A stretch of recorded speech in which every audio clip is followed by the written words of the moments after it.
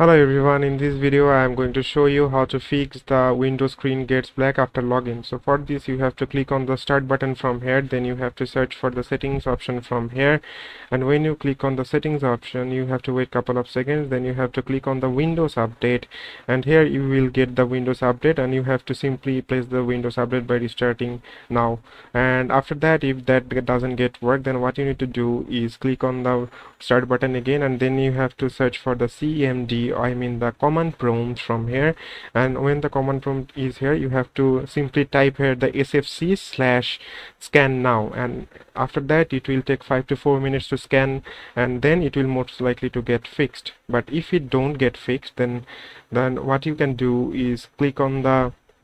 services option from here, and when you click on the services option, then you have to click on the app readiness, double click on it, and then you have to click on the startup type to the disabled, and then you have to click on apply, then okay. And after that, if it don't get fixed, then what you need to do is click Ctrl Shift plus Escape to turn on your task manager. Then here you have to click on the run new task, and then you have to search for the explorer, and then you have to click on OK, and after that it will most likely to get fixed. So that's how you can fix the touch screen issue in Windows. So thank you very much for watching this video.